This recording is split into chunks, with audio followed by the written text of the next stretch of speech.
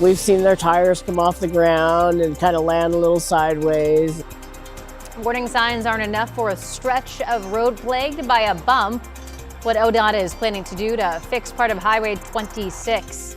Plus, police are asking for your help this morning in finding a man they say stabbed 2 people over the holidays. And law enforcement is making sure they know how to respond in emergency situations. We take you to the threat training in Washington County.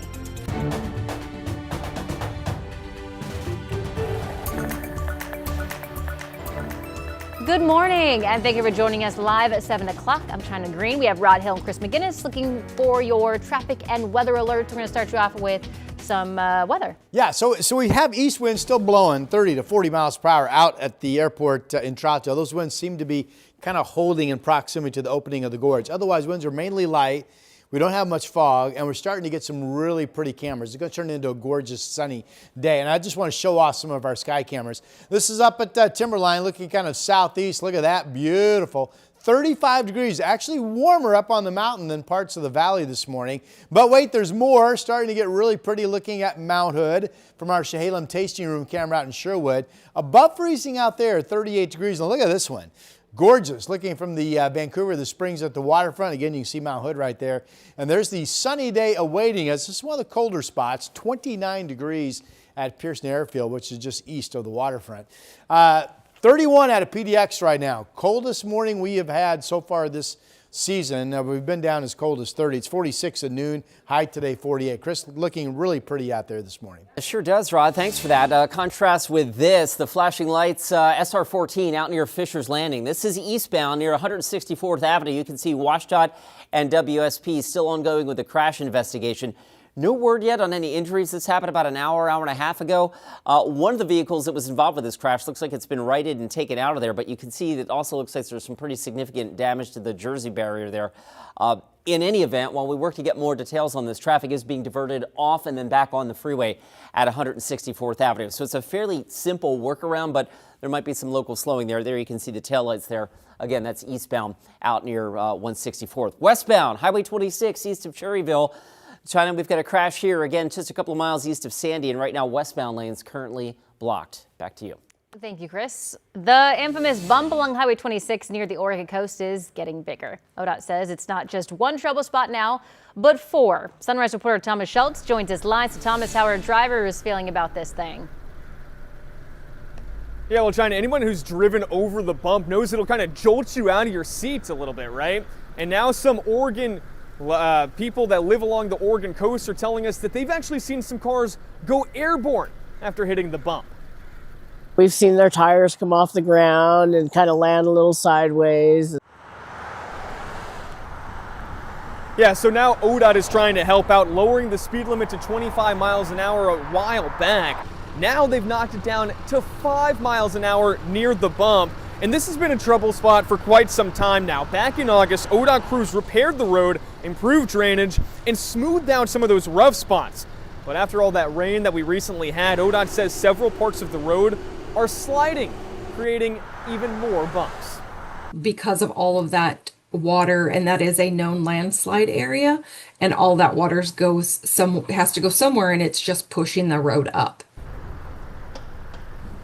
And there's even more bad news here. There are no plans for a permanent fix of the bump. ODOT says that could cost millions of dollars. So instead, what's happening is ODOT crews are out there trying to make repairs as often as they can. Of course, alerting drivers to these plural bumps now on the roadway as well. But here's some bad news. They're also bracing for more rain, which could lead to more problems along Highway 26. China? Yikes, Thomas, thank you for that. Meantime, another major route to the coast, Highway 6, still down to 1 lane in the Glenwood area. ODOT says that they don't have a timeline on that when repairs will be finished.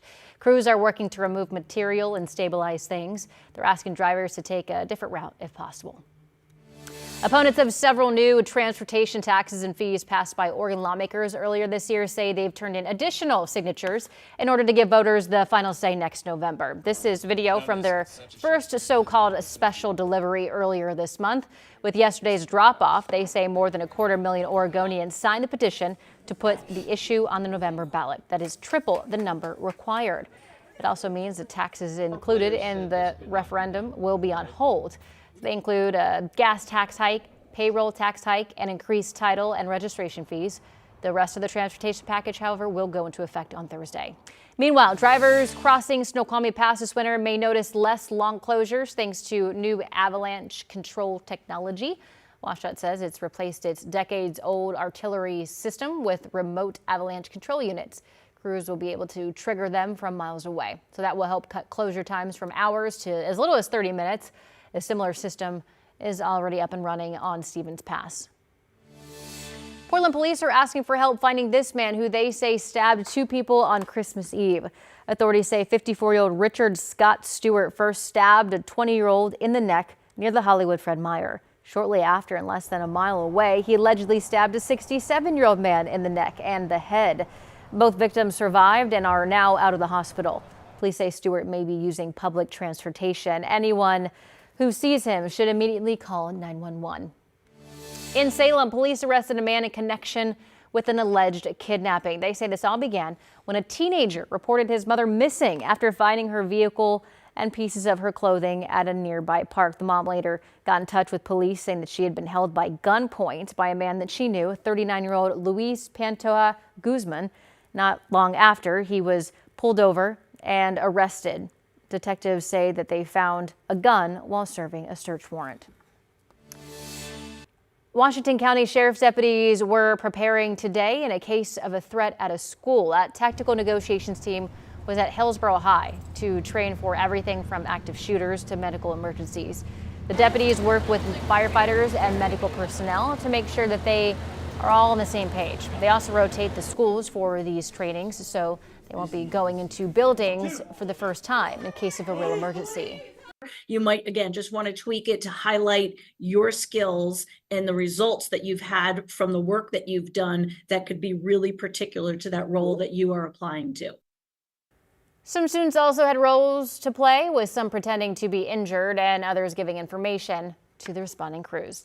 All right, your time now is 7:07. Headed over Rod Hill for your look at your weather. Well, one of the things we're still following today, we followed it yesterday, east winds coming out of the gorge. Again, it's one of those patterns where you really have to be in proximity to the outflow of the gorge to get these wind speeds. But the airport in Troutdale gusting to 36 miles per hour. Away from that, winds are pretty light. We've had limited fog this morning. In fact, some of the fog pockets that we've seen have gone away. But you might see a fog patch in your area. Generally, we are fairly clear, and it's going to be a beautiful sunny day. And you can see the baby blue sky here along the coast, 34 degrees. Mark Schnookman's Casino Resort Camera in Lincoln City. And this will turn into the warm spot this afternoon. Like yesterday, we'll see highs reach 50 along the coast and even a little bit above that. That's blue sky over the state capitol this morning, and that's frost on the grass there at the Capitol Mall area, 30 degrees. Beautiful shot of the sunshine that's awaiting us over the Pioneer Park building and from the Pioneer Park building, I should say, and over the square. 32 is the number out at the airport. Here are the other temperatures. One of the colder spots would be the 27 up in Battlegrounds, 31 in Wilsonville. A lot of you are above freezing, not so much in the Mid-Valley though. The Silverton 37, there's McMinnville at 34. It's a sunny, dry day, all areas, and here come the 50s along the coast. Mid to upper 40s in the valley, and generally getting up to around 40 or so out across eastern areas.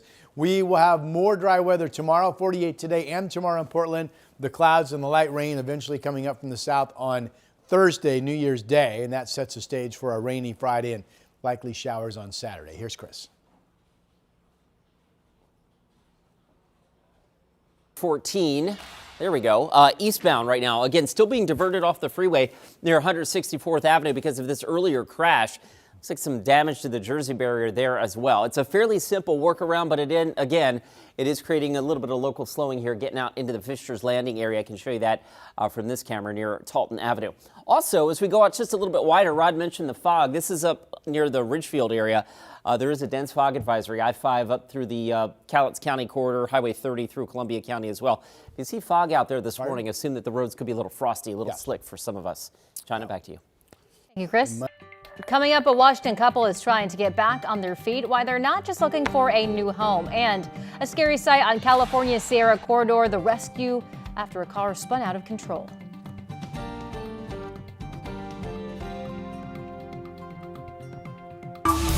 The KGW Plus TV app, streaming 24/7. Local news from the team you trust on your time. Track how the weather will impact your day. It's certainly becoming increasingly hazardous. Extended, continuous coverage of breaking news live from the scene. That snowpack is still heavy. Go deeper with in-depth interviews and exclusive reporting. All the local news you need, live or on demand. KGW Plus. Download on your TV and watch for free.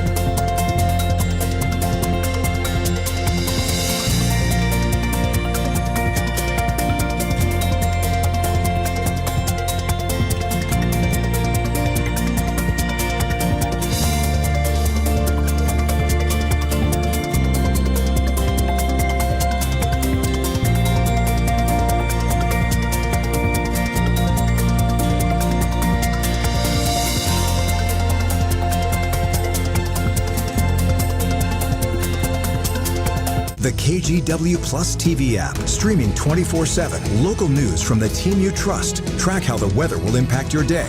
Breaking news live from the scene. All the local news you need. KGW Plus. Download on your TV and watch for free.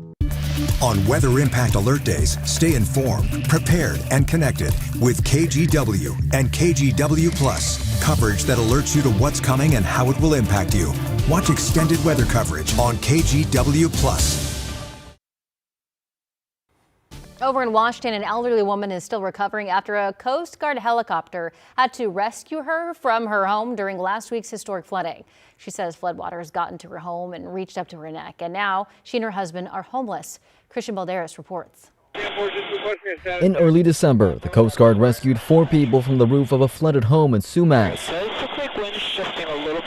Outside, the water is about 10 feet deep, and inside it was up to Maria and Tom Horn's neck. They're 88 and 89 years old. To me, it was like, oh my goodness, this is it. The couple and their 2 adult sons fled through an attic window. Boy, you could tell she was scared. She was just really dangling that basket back and forth, and spinning around. That's what really scared me. All of Sumas was ordered to evacuate after the nearby Nooksack River crested at record levels and turned this small city on the border into a lake. The Horn family was rescued with no injuries and taken to a temporary shelter, but the challenge was far from over. Maria had to have an emergency surgery for her gallbladder. When she was released, the couple was discharged with nowhere to go. I just hit me. Boom, just like that fast. And like I said, I ended up in the hospital. And this is what they had to do, the surgery. Your bed frame is gone. You go in your bedroom here. Now, with the help of their kids and a church, their home is slowly but surely being cleaned up. I'd say it's going to take another 3 months, 3 to 4 months to get it going. For Maria, who's still trying to recover, the day couldn't come sooner. What we miss the most about the house is the front porch, where we used to sit out there in the front porch and during the summer and stuff and listen to the birds. Yeah. But right now, I don't even know if the porch is there, to be honest. The king tides are back on the coast this weekend. Oregon State Parks is reporting the high surf to hit from January 1st through the 4th. So this is what the tides look like. The king tides occur when the Earth, moon, and sun are aligned to produce the greatest tidal effects of the year. But before you head out, make sure to check weather patterns and plan for the unexpected, including checking the local tsunami evacuation routes. Do not get too close to the surf or turn your back to the ocean. It is, that's crazy. Yeah, and to me, the biggest safety is always that last tip you gave. If the ocean's here, you need to be looking at it. You don't want to do this. Yes. Especially king tides just pushes, I mean, if the normal surf comes in, say this far, king tides push it inland way up to here. So it can be surprising how far and how quickly that water comes inland. Here's the headlines that we're tracking for the holiday forecast. This dry pattern, again, we're looking at 4 days in a row going back to Sunday through tomorrow. The longest dry streak we've had since one that was 5 days. It started back on November 8th. Been a while. Hope you're enjoying it. It's good news in that the river levels are continuing to recede, and we needed that after the 2 atmospheric rivers we've had this month.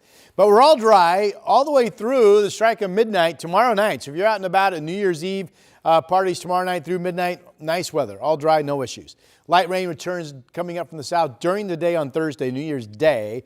And then the rain rates will pick up and we'll have a fairly rainy Friday, I think. Numerous showers on Saturday. The snow levels fairly high, above 7,000 feet on New Year's Day. That's just rain at Timberline Lodge. It wouldn't be much, light precip. Then Friday, heavier moisture. Could be all rain, still at 5,000 feet. Snow levels that at 5,000 or higher. So that means it could be a rainy day, potentially at Meadows Base. That's going to be right close. Maybe we get lucky and it's snow. And then Saturday, snow level finally comes down closer to 4,000 feet. So snow showers at pass level the back half of Saturday night into Sunday is what we're hoping for. It doesn't look like a big snow period at that time, but any bit will help, right? And then I'm just watching this low center that starts to come up along the coast Friday night and Saturday. The potential is there for at least noticeably gusty winds south veering to the west. Valley gust 25 to 35, maybe some 40-mile-per-hour winds at the coast. So just something I'm watching. Could be less than this, could be more than that. Just something I'm watching. Again, that's Friday night into Saturday. So keep yourself updated to that forecast. Here's where the rain New Year's Day is going to come from. It's already pushing rain down in Southern California, and this is the area that will push up into our area just, 2 days from now. We have blue skies over the mountain. That's the way Timberline looks with the shoveled up snow. They've got just over 2 feet for their base at the resort there. 35 is the early morning number. Above freezing. It will stay above freezing up on the mountain again tonight as we are in a temperature inversion. This has been back and forth. This is the springs at the waterfront camera in Vancouver. Now we're getting some fog coming back. There's the I-5 bridge. You see the top of it there, and there's Mount Hood, really pretty shot. Temperatures have been in the 20s here. Here are the other numbers. 32 in Portland, 30 in Salem, 26 down Eugene, that's cold, 21 in Bend, and 18 degrees out in Burns. Coast forecast, just want to highlight again, this is the warm spot in our state. 54 degrees in Pacific City today. Most beach areas will hit 50. We'll be mid to upper 40s in the valley today and tomorrow. Dry weather continues. There's the cloudy pattern with the light rain coming up from the south eventually on New Year's Day, 46. A rainy Friday, and then we've got showers into the weekend. Chris has also been seeing some fog with that advisory up toward Ridgefield on I-5 Yeah, North. and I'll show you that in just a second. Let me give you a live look right now at the Sylvan Hill, where inbound Highway 26 traffic here near Skyline Boulevard. It's getting a little bit busier, but so far no major problems on that side of town. Here's the fog up in the Ridgefield area. Again, not terribly thick, but as you get closer to the Columbia River, of course, the fog is thick, and there is a dense fog advisory there. And with temperatures near freezing, obviously there could be some slick spots on the roads. This is SR 14 out near Fisher's Landing. We've been watching this for a little while. Eastbound traffic is still diverted off the freeway at 164th. It's fairly simple off and then back on, but WashDOT still doing a little bit of repair work to that Jersey barrier. It looks like that was struck in an earlier crash. WSP still on the scene, so there is some local eastbound slowing getting around that crash scene in the Fisher's Landing area. We'll be right back. The KGW Plus TV app, streaming 24/7. Local news from the team you trust on your time. Track how the weather will impact your day. Certainly becoming increasingly hazardous. Extended, continuous coverage of breaking news live from the scene. That snowpack is still heavy. Go deeper with in-depth interviews and exclusive reporting. All the local news you need, live or on demand. KGW Plus. Download on your TV and watch for free.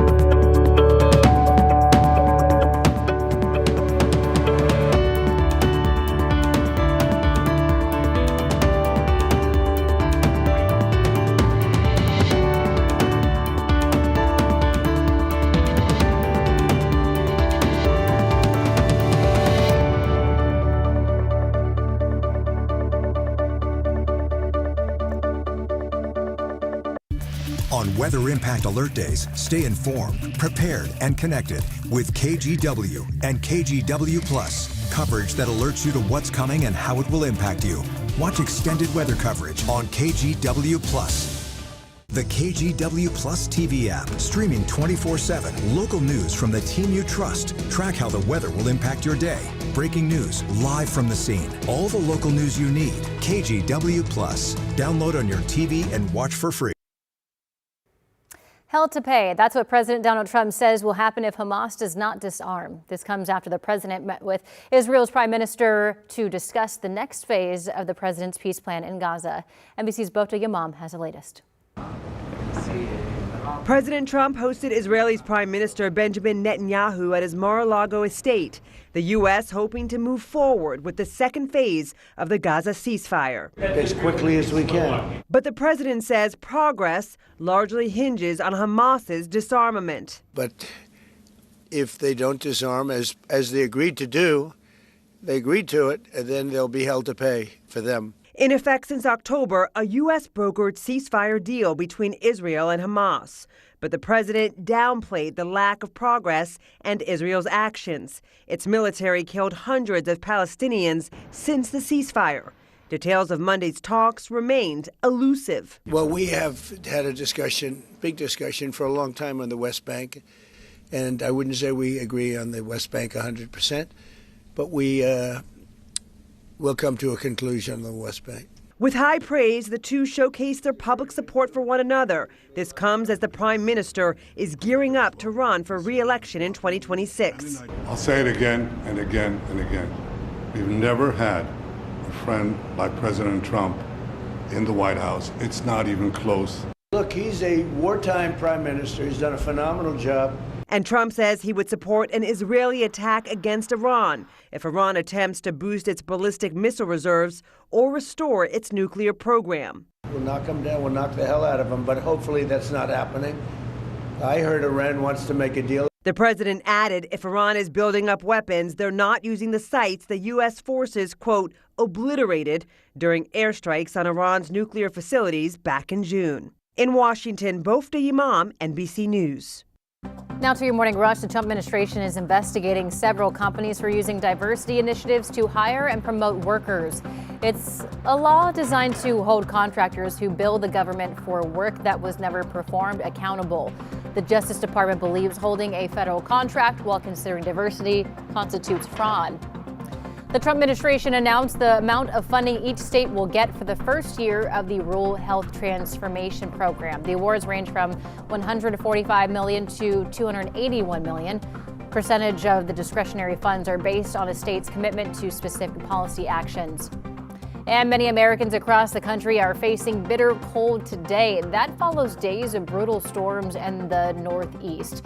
Down south, the National Weather Service says part of West Texas had a winter storm warning last night. FlightAware reports more than 900 cancellations and more than 9,000 delays yesterday. And that's your morning rush. A couple driving through California's Sierra Corridor over the weekend suddenly found themselves in danger when their SUV spun out of control on a steep ledge. But a Good Samaritan stopped to help them to safety. Jen Cortez has a story. A terrifying moment caught on camera on historic Highway 50. Baby, oh my goodness. Family's car losing total control. Their lives literally hanging in the balance. Behind them, a Good Samaritan jumps out with no hesitation. During that time, I think it's the adrenaline kicking in. That person, Staff Sergeant Ruben Tala, stationed at Travis Air Force Base. During the day, we're really excited to go there, we like snow. And then that thing happens. He and his family heading up the historic Sierra Corridor, but in seconds, faced with a choice. So you had the car behind you. When you saw that car spin out, what went through your mind? Well, when I saw the car spin out, like I told you, I thought about my wife and my daughter. What if there's a family on that car?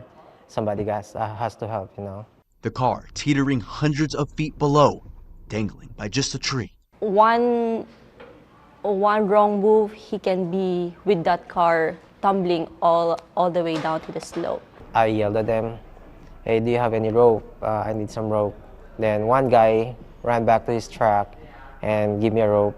Then the other 3 guys, they were holding my hands, try to keep the car not moving. Highway 50, known for its hazardous driving conditions during the winter, posing trouble for even the most experienced drivers. So the driver is really thankful. He's really thankful at me, and I think his wife is still in state of shock that time. She was holding her 2 dogs. A decision that was made in seconds, but an instinct that changed a couple's lifetime. It's funny too, because like one of her dogs' name is Luna, which is my daughter's name.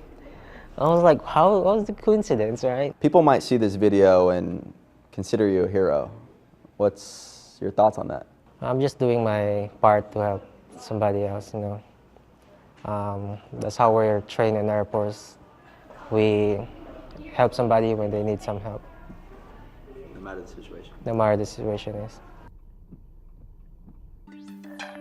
In the next half hour of Sunrise, some residents at an affordable housing complex are stuck in their apartments while they say the building's management isn't doing enough. Plus, we get a glimpse behind the curtain at the upcoming James Beard Public Market. We'll take you there live.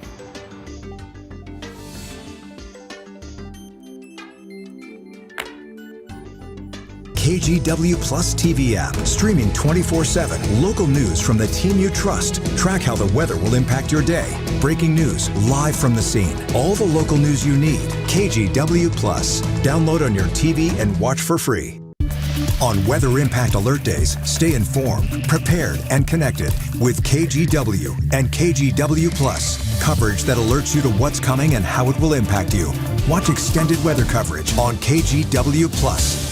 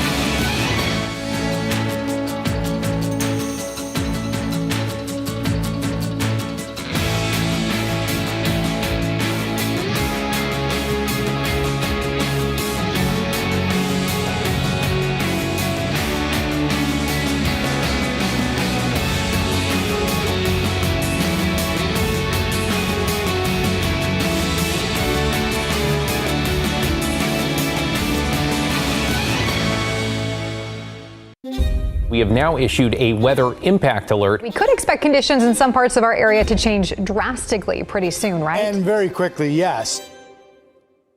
This is significant rainfall coming our way. You'll definitely want to be extra cautious. Certainly becoming increasingly hazardous. We've got the potential for some tree limbs or even trees or power lines to come down. Of course, when you hear thunder, it's always best to take cover. On Weather Impact Alert Days, stream extended coverage on KGW Plus.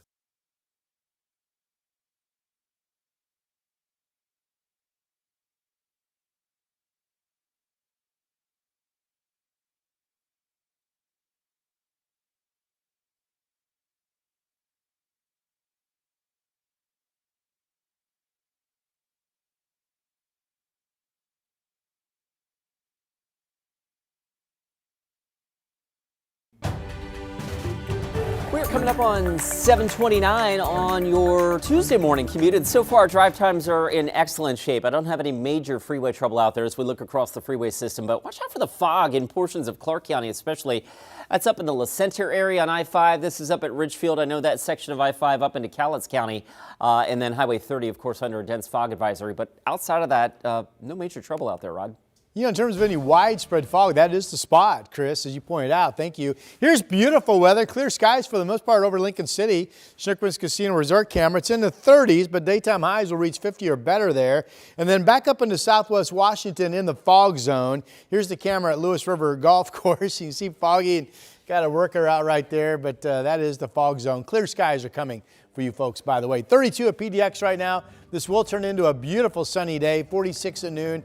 A high of 48. We still have east winds gusty in close proximity to the gorge and coming out into the Columbia River. Dry weather continues tomorrow. Clouds, light rain coming up from the south developing on New Year's Day. Right now, Friday looks to be pretty rainy.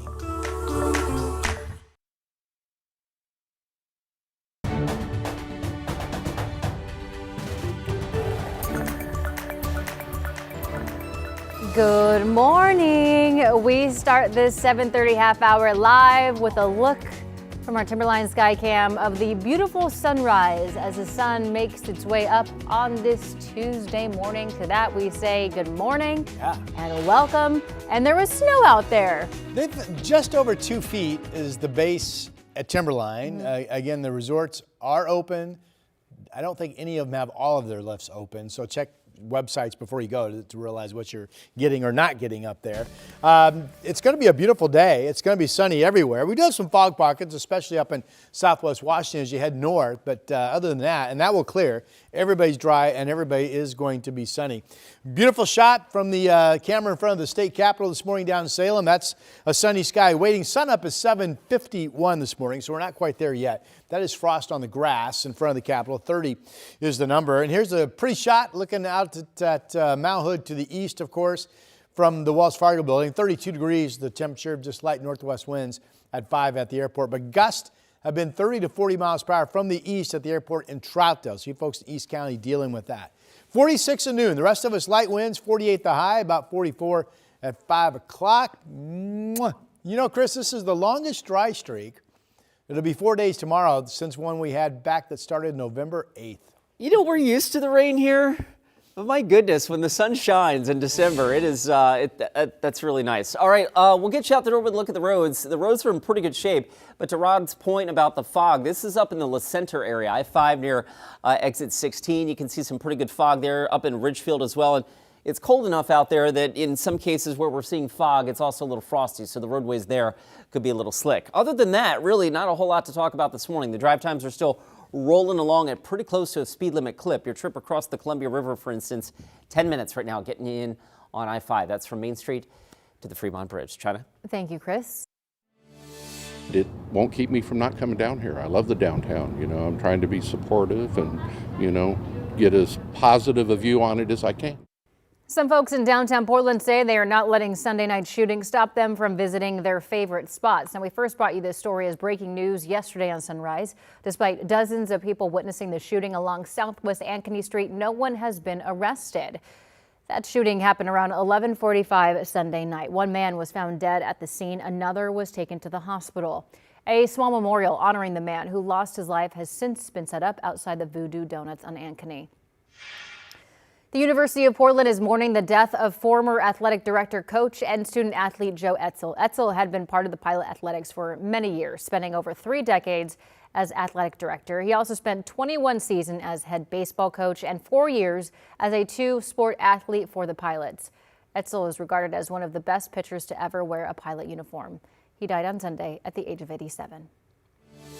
Residents at an affordable housing building in Vancouver say their holidays took a hit when the elevator failed. Miles Terrace was developed by Vancouver Housing Authority and opened 3 years ago near Mill Plain Boulevard. Now, without a working elevator, residents who are 55 and older or have limited mobility say they've basically been stuck in their apartment since last Tuesday. And to make matters worse, they also say the hot water went out, adding that building management has been slow to respond. It's not right at all.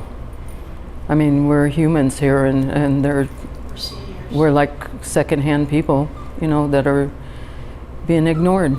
On my door, it says, "This is my happy place." I'm sad today because we've all struggled for the last week, and I shouldn't have to sit in my room and worry about the 68 other people here, but I have. The owner of Key Property Services says they were able to temporarily fix the elevator, but are now trying to get the repair company back. In the meantime, they say they've contacted anyone with disabilities to offer them another place to stay, but say no one took them up on it. A claim the residents we spoke with dispute. Luckily, the hot water is back on. For decades, city and state leaders have tried to bring a public market back to downtown Portland. Now a new state-of-the-art building will be coming soon. Sunrise reporter Thomas Schultz joins us live from downtown Portland. So Thomas, bring us up to speed. Well, China, we are on Southwest 6 in Alder. We're right behind us. This building will soon become the James Beard Public Market.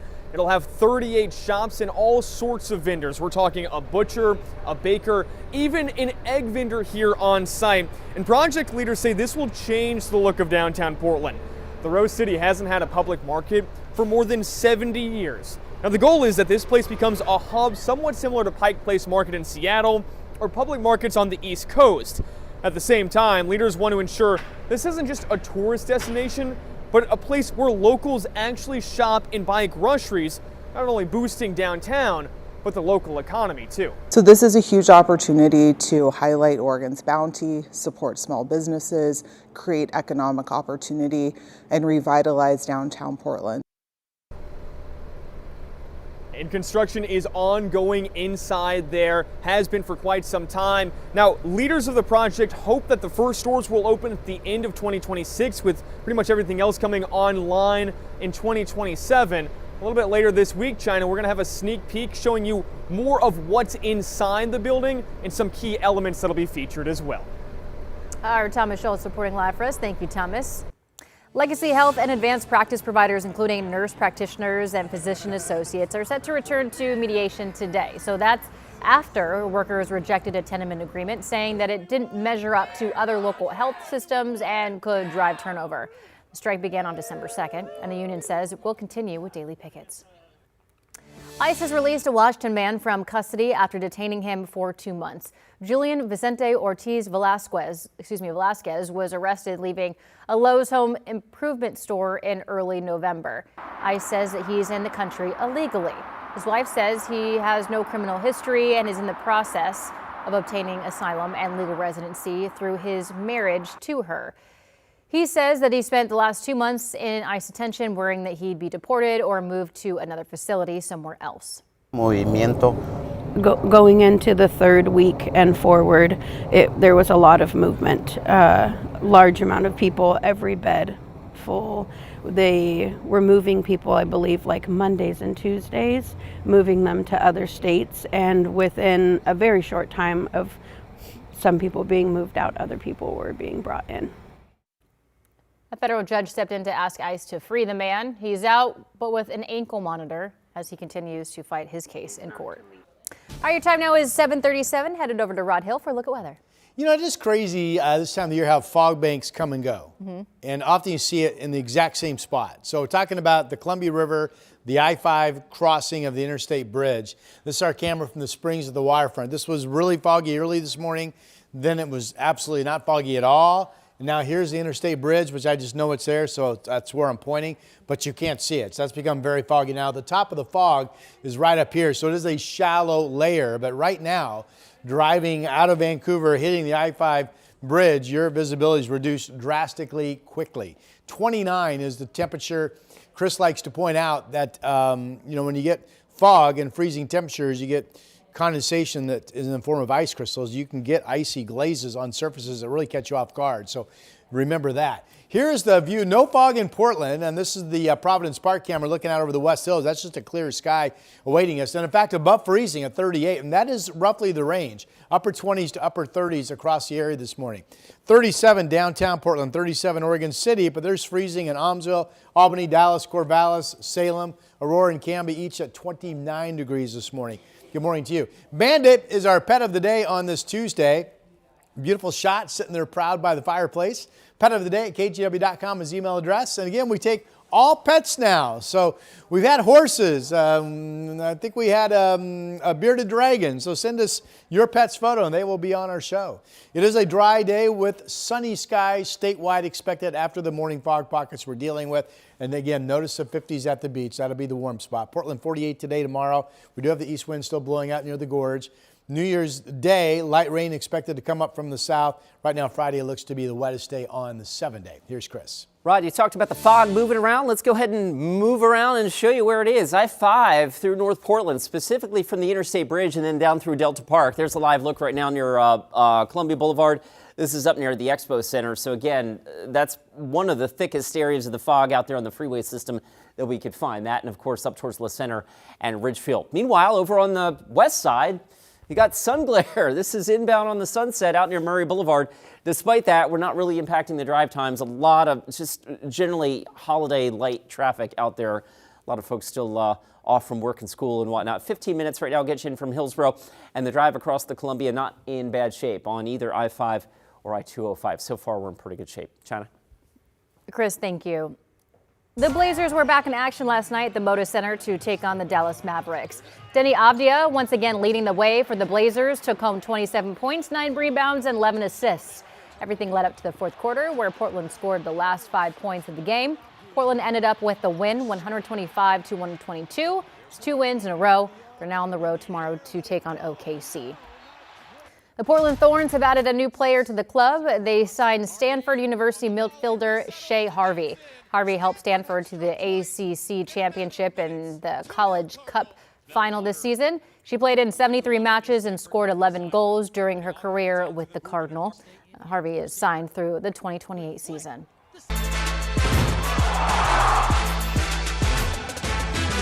The Oregon Ducks are in Miami doing their final preparations before they play against Texas Tech in the Orange Bowl. Ducks left Eugene yesterday morning for the cross-country trip to South Florida. The Ducks are the number 5 seed in the playoffs and coming off a win over James Madison in the next round. Texas Tech is a 4 seed. They haven't played since the Big 12 championship more than 3 weeks ago, so they've had a nice long break. The Orange Bowl is set for Thursday. Kickoff is 9 a.m. our time. It's also the first Thursday game for the Ducks since the 2015 season.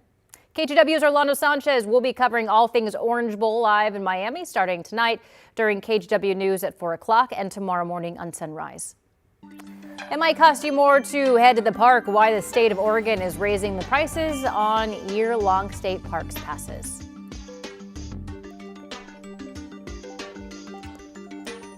On Weather Impact Alert Days, stay informed, prepared, and connected with KGW and KGW Plus. Coverage that alerts you to what's coming and how it will impact you. Watch extended weather coverage on KGW Plus. The KGW Plus TV app, streaming 24/7. Local news from the team you trust. Track how the weather will impact your day. Breaking news live from the scene. All the local news you need. KGW Plus. Download on your TV and watch for free.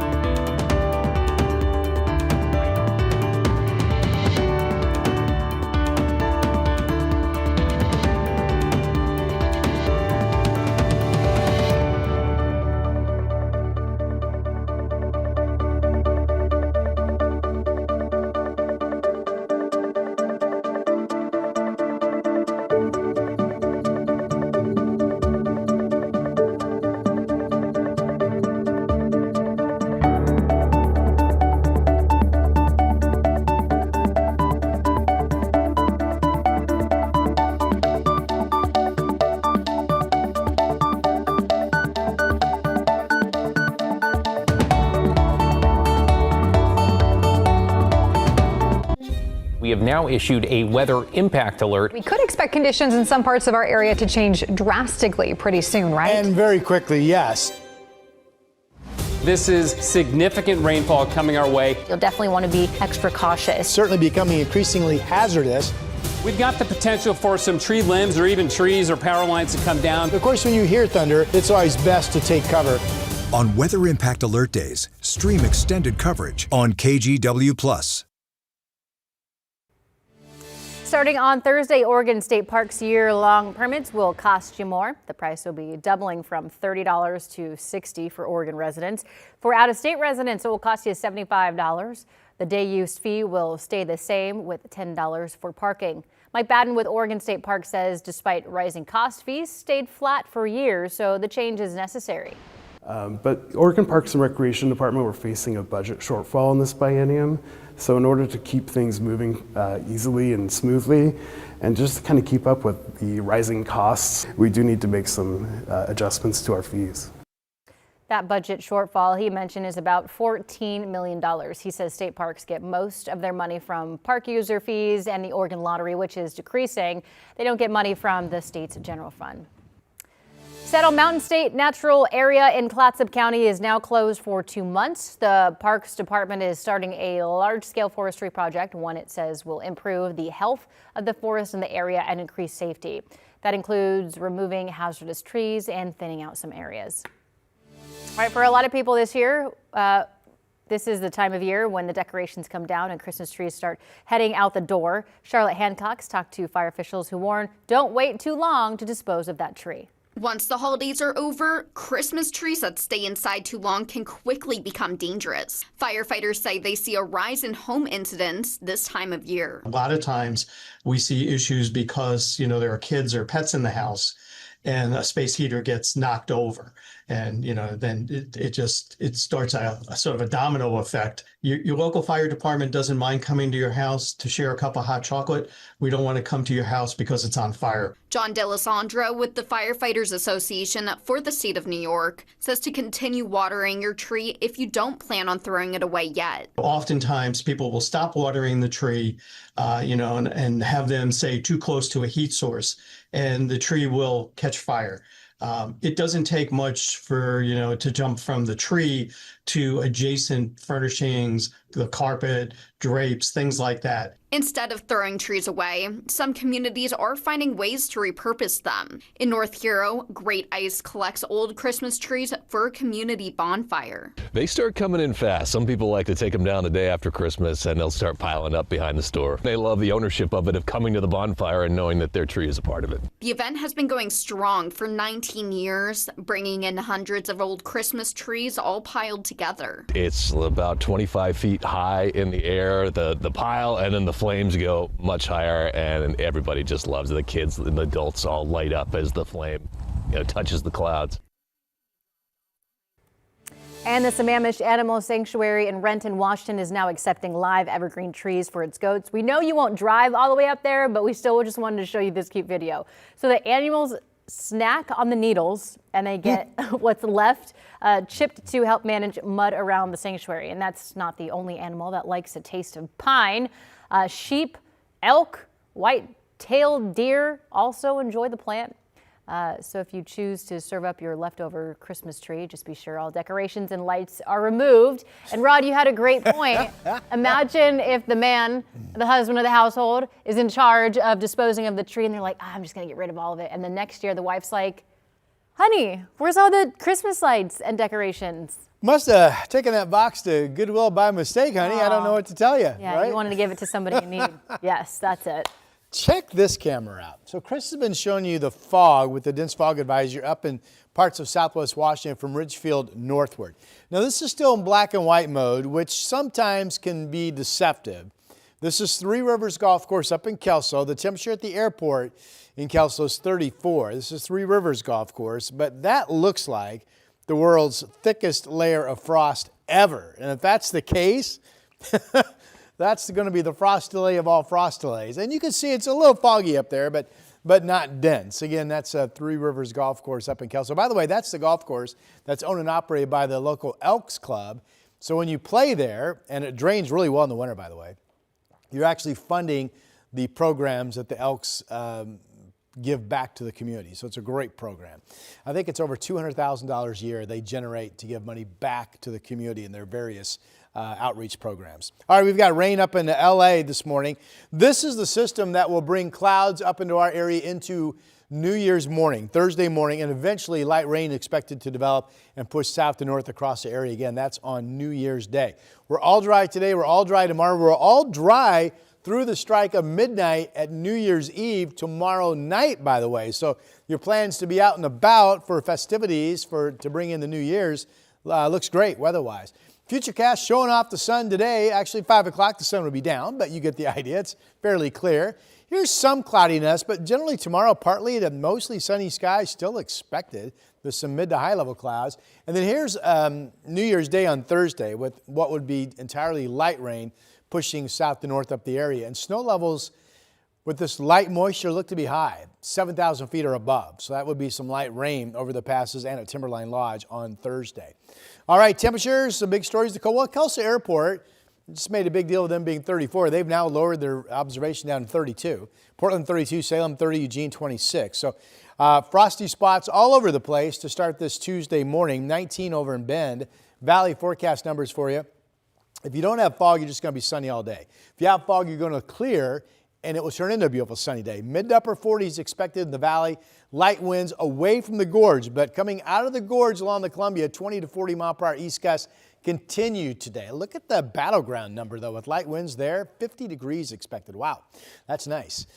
Similar weather tomorrow. There's the clouds and the light rain coming up on New Year's Day. Friday looks to be the wettest day on the 7-day forecast. Sunday looks to be a drier day with more sun breaks than what we will see on Saturday. And that's your update. Here's Chris. Right, here's some more fog for you up in the La Center area. I-5 up near exit 16. Can barely make out the freeway down below. Obviously, the camera's still pretty high up off the road, but in any event, kind of a testament to the pockets of thick fog out there. We've got one trouble spot on the roads. Not a big deal, but right now, westbound I-84, a disabled vehicle. It's just outside of Halsey right now, has the westbound right lane blocked, so traffic a little bit slow getting around that. Otherwise, no major trouble out there. When do you see traffic zipping along that easily over the Abernathy Bridge? You don't. A lot of folks still on vacation, obviously, this week, so the drive times reflect that. No major trouble out there right now. Thank you, Chris. A lot of work goes into a minute of celebration in Times Square. Why counting down the new year early is important to organizers. The KGW Plus TV app, streaming 24/7. Local news from the team you trust on your time. Track how the weather will impact your day. Certainly becoming increasingly hazardous. Extended, continuous coverage of breaking news live from the scene. That snowpack is still heavy. Go deeper with in-depth interviews and exclusive reporting. All the local news you need, live or on demand. KGW Plus. Download on your TV and watch for free.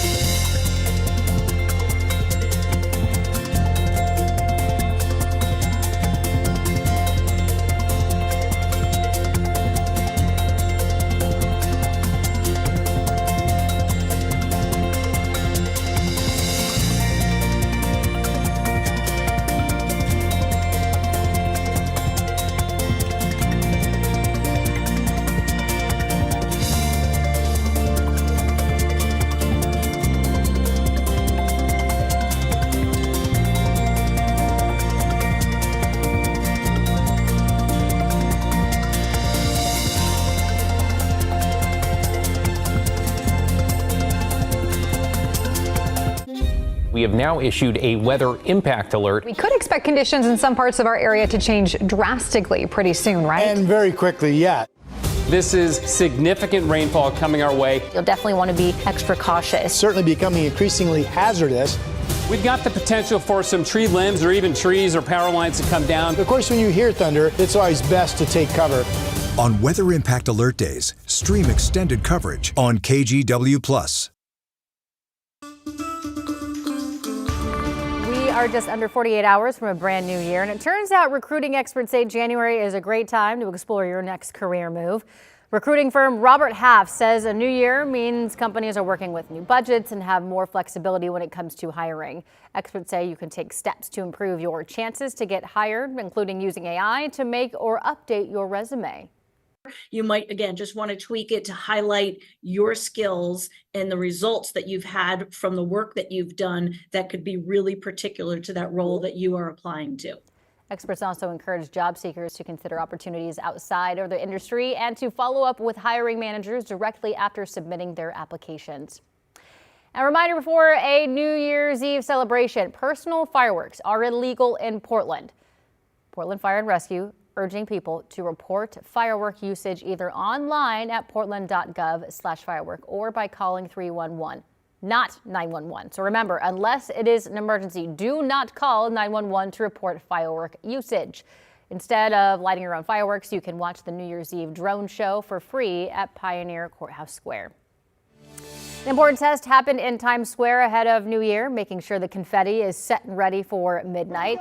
The conditions were less than ideal Monday morning, and with the rain and wind, despite that, the confetti still ready to go. More than 3,000 pounds of confetti will be dropped on Times Square at midnight. As one of the milestones for millions in Times Square, organizers know how important it is for the confetti to fall perfectly. The ball goes dark, 2026 lights up, and a blizzard of colorful confetti will celebrate the beginning of the new year. The ball will actually drop twice this year. It's the first time that's happening since the Times Square tradition started in 1907. The second drop will be on July 3rd to celebrate America's 250th birthday. After 8 p.m. on New Year's Eve, all rides on TriMet buses, MAX trains, and Lyft paratransit vehicles are free. So some key lines also offering extended late night service for people celebrating the new year. And yes, all those rides are free as well. It's something that the agency has done year after year to try and get people home safely, an effort that hits home for one TriMet employee. Personally, my family was involved in a drunk driving wreck quite a few years ago. A lady crossed in front of us, we hit her. My brother's in a wheelchair, has been since he was 11 years old.